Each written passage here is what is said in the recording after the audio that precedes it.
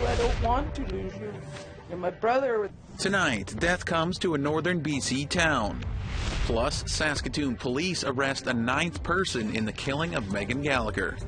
The eagle represents love, and also an eagle is protection. And sharing East Coast culture at the World Junior Hockey Championship.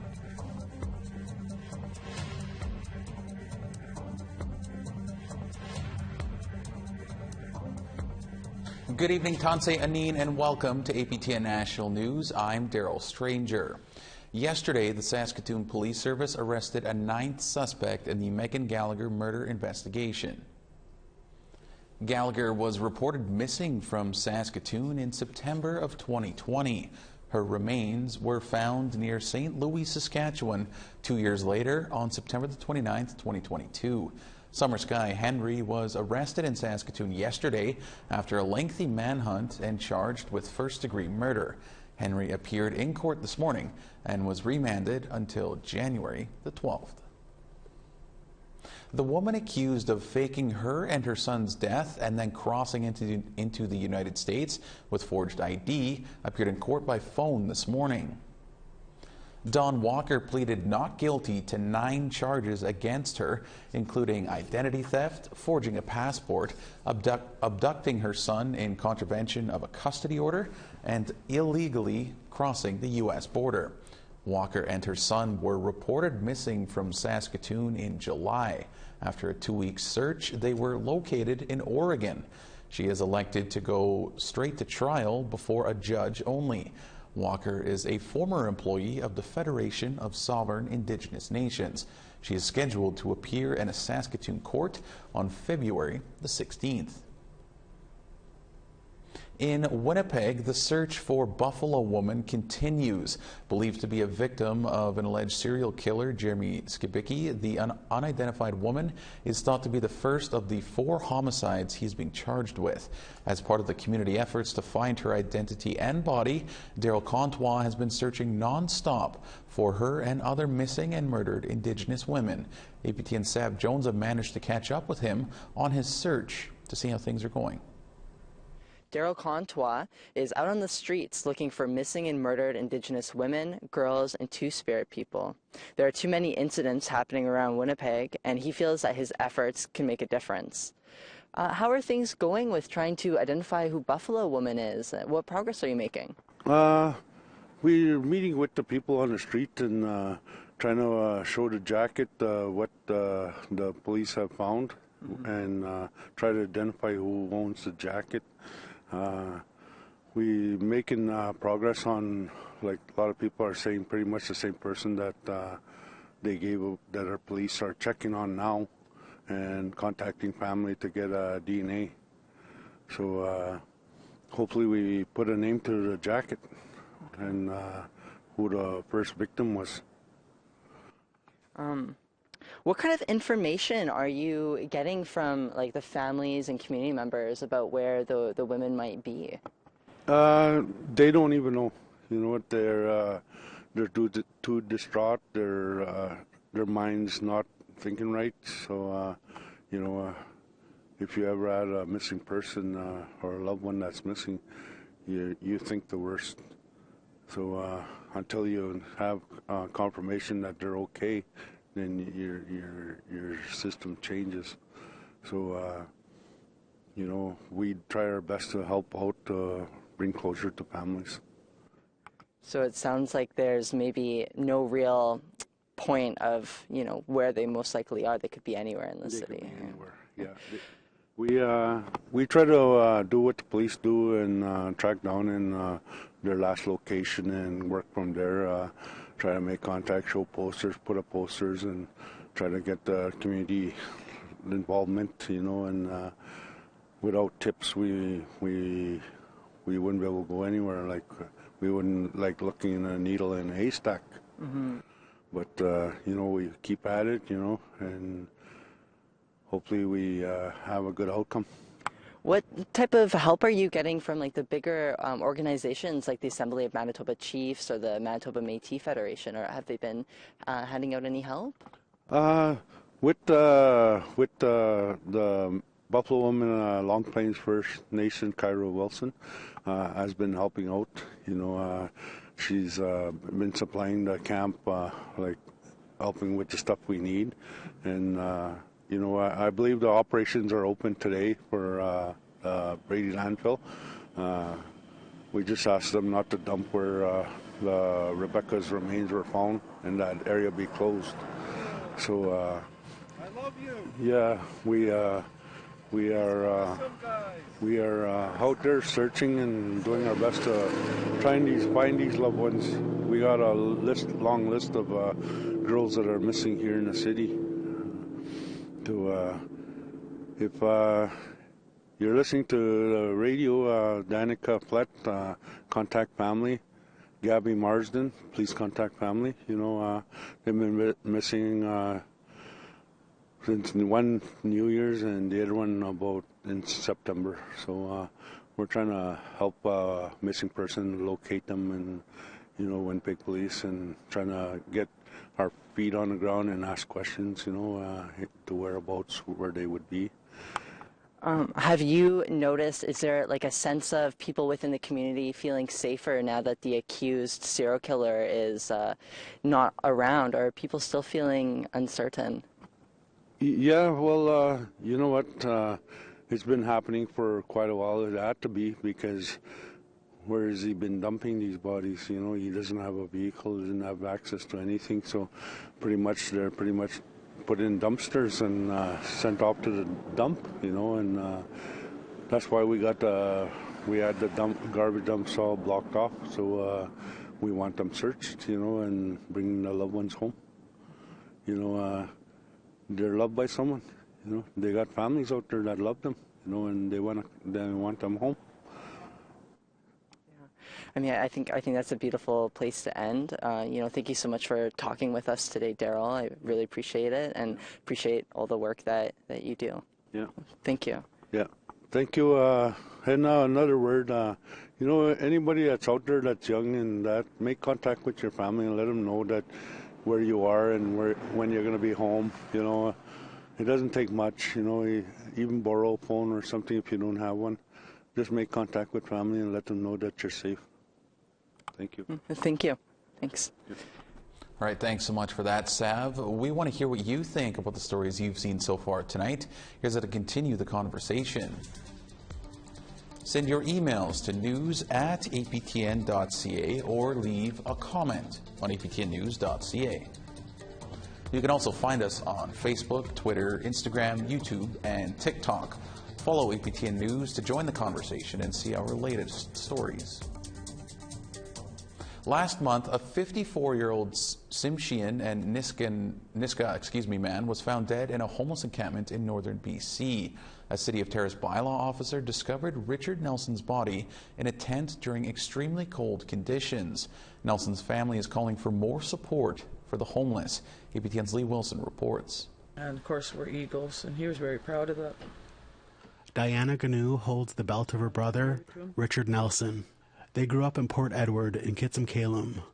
Her brother became a fisherman like their father, and he even operated his own boat. But after many losses in their family, Nelson struggled with alcohol and had been homeless for 10 years. She would see her brother often in the City of Terrace. I told him, tomorrow's the burial, the day we buried, our anniversary of burying our mother. I said, well, pick you up. We'll go to the gravesite, and I made something for her. Ganu did not get to see her brother that next day. According to the RCMP, his body was discovered by a City of Terrace bylaw officer in a tent during -20 below freezing conditions right before the Christmas holiday. It was a phone call she feared receiving. She would often tell her brother to take care of himself. It's going to be the worst phone call in the world for me. We lost so much. I don't want to lose you. I don't want to lose you. You're my brother. You're there for me. Now when I go out in the streets, I always say, well, no more looking for my brother. No more looking for him. No more riding all the streets to find him, to go see he's okay, to get him, make sure he's warm. the city of Terrace has been struggling with a growing homeless population. Last year, a tent city or encampment was a topic of debate for the city council and advocates. In an email statement to APTN News, Kassan Society, a non-profit operating the cold weather shelter in the city, said they did have spaces available. I can tell you that Richard did have access to our shelter on the evening of his passing. Our shelter spaces are accessible 24/7, and during extreme weather, we always ensure that we have sufficient overflow capacity for those seeking shelter. Individuals will sometimes choose not to access the shelter. In an email statement, the BC Ministry of Housing acknowledged homelessness is a critical priority that needs to be addressed.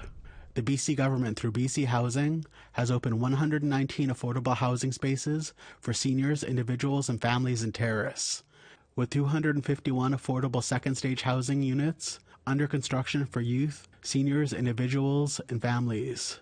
BC Housing also funds 36 spaces for people in need, but we know there is more to do.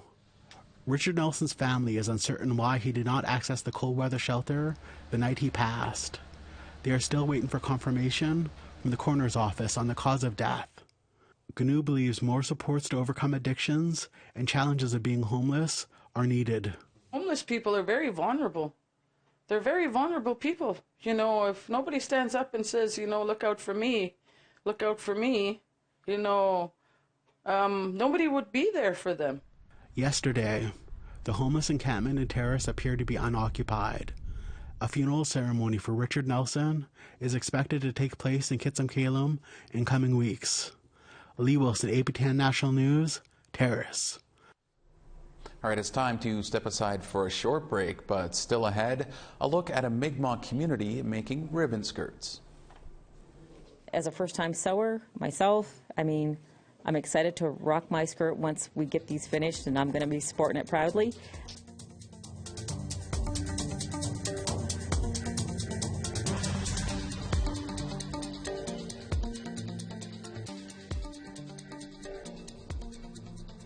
Welcome back to APTN National News.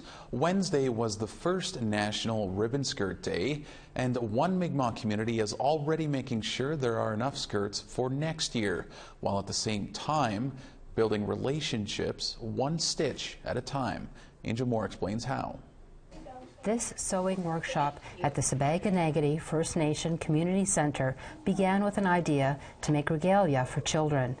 Jill Paul's 5 children love powwows and saw the need.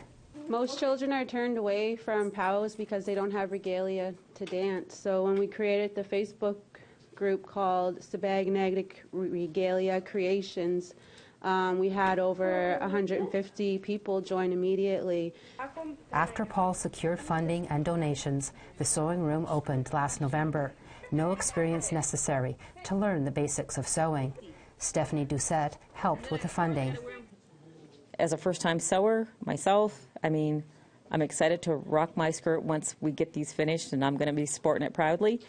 Instructors volunteer their sewing experience. Deanne Sack, band counselor, says sewing is healing. She learned how to make ribbon skirts from YouTube. I have no friggin' clue, but I figured out how to make pockets. I figured out applique. I figured out a hem and to sew in elastics as part of my healing journey. Brooks Willis, first-time band counselor, says the workshops are more than sewing. They are reviving culture that was lost in residential schools. Not always has our community had access to culture, especially being just 5 minutes away from the only residential school in Atlantic Canada. So our community was kind of ground zero, at least in this side of Turtle Island, to have such a heavy impact in that loss and the intergenerational impacts of it. The youngest of the group is 14-year-old Nakira Howe. She came with her mom to make her own ribbon skirt, her own way. You get to have fun with people, you get to make stuff, and you just get to have fun and do whatever you want to make.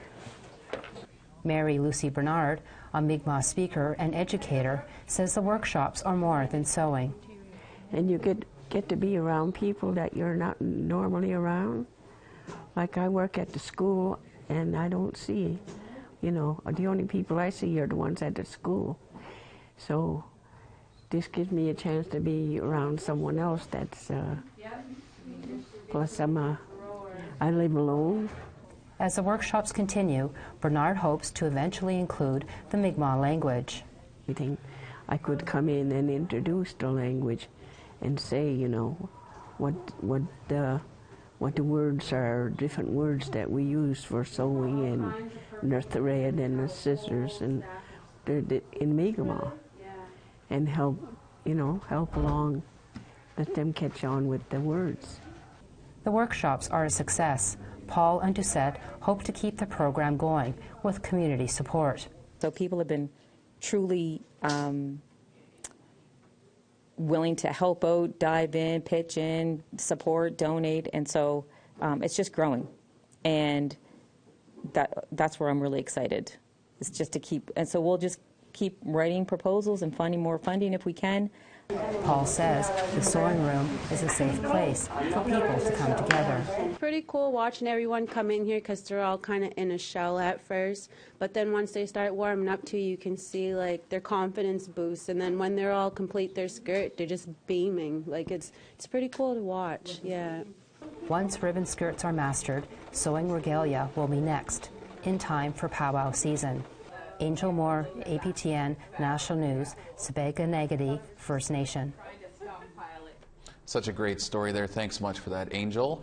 We do have to step aside for one final break. When we come back, a story on the one-of-a-kind sticks being given to players at this year's World Junior Hockey Championship.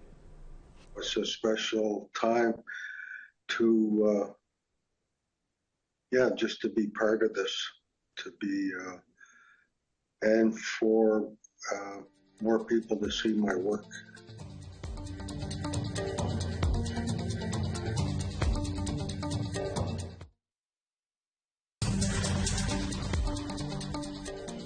Welcome back. It's time now for our photo of the day. Jared Moran shared this piece of art with us. It's a minion keychain beaded on some smoked deer hide. We are not sure if Jared was giving these out for Christmas presents, but it sure would make for finding your keys a little bit easier. Thanks so much for sending it in, Jared. If you have a great photo, you can send it by email to share@aptn.ca, and your photo might just be our next photo of the day. All right, now let's take a look at tomorrow's weather forecast. We start on the East Coast, -3 and some snow in St. John's and 0 in Halifax. -12 in Cartwright and -15 in Happy Valley Goose Bay. -2 and snow in Quebec City and 0 and snow in Montreal. 2 degrees in Toronto and -3 in North Bay. -10 and some snow in Timmins and -8 and snow in Sioux Lookout. More snow and -16 in Churchill and snow and -11 in Norway House. -10 and a mix of sun and cloud in Baird's River and -9 in Winnipeg. Snow and -15 in Regina and -9 in Saskatoon. -7 in Buffalo Narrows and -8 in Stony Rapids. Heading out west, -6 in Fort McMurray and -15 in Peace River. -4 in Edmonton and 3 degrees in Calgary. 11 in Vancouver and 4 in Quesnel. 7 degrees in Sandspit and -14 in Fort Nelson. -21 in snow in Beaver Creek and -18 in Rock River. -25 in Norman Wells and -9 in snow in Yellowknife. Snow and -18 in Fort McPherson and -14 in Colville Lake. -27 in snow in Cambridge Bay and -22 in Chesterfield. Clear and -31 in Iqaluit and -26 in Iqaluit.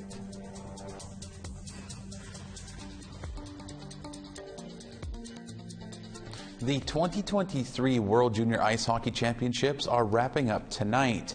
In celebration of Indigenous culture, the event recruited Indigenous artists to design one-of-a-kind hockey sticks. Our reporter Sarah Connors caught up with one of the artists. These hockey sticks are a dream come true for Mi'kmaq artist Lauren Julian. The Millbrook First Nation member from Nova Scotia was one of 4 Indigenous artists selected to design a hockey stick for the 2023 World Junior Ice Hockey Championships. It's a special time to, just to be part of this, and for more people to see my work. This year, Moncton and Halifax hosted the tournament. An East Coast tournament offered the chance for local Indigenous artists to share their link to hockey. For Julian, that's his great-grandfather, Chief Joseph Julian, who was a renowned stick maker. I know there was a big order that Eaton's had at one time, and it was 12,000 hockey sticks that they had an order for. It took Julian around a week to make 20 sticks, totaling around 100 hours of work. A feature of his design includes an eagle in flight as part of the 7 sacred teachings. They call them the grandfather teachings, and the eagle represents love, and also an eagle is protection as well.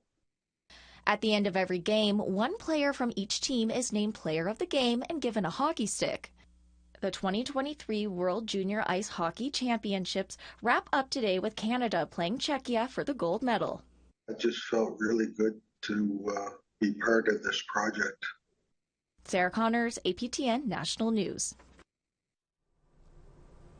Well, and just an update for you on the tournament. The bronze medal game ended just a little short time ago with the United States beating Sweden 8-7 in an overtime thriller, and one of the best hockey games I've seen in a long, long time. Now, as Sarah mentioned, Team Canada plays Czechia tonight for the gold medal in just a matter of minutes at 6:30 Eastern Time. Canada will be looking for revenge as Czechia beat them in their first meeting of the tournament, so the game tonight should be a great one. And on the other side of the country, a rare close encounter with a bobcat in BC's southern interior was caught on camera.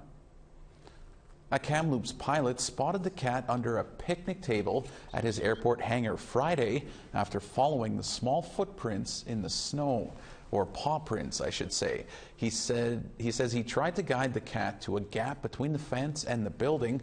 Now, while bobcats are not uncommon in this part of BC, they don't particularly favor the cold and snowy weather. Well, thankfully, it seems like nobody was harmed there.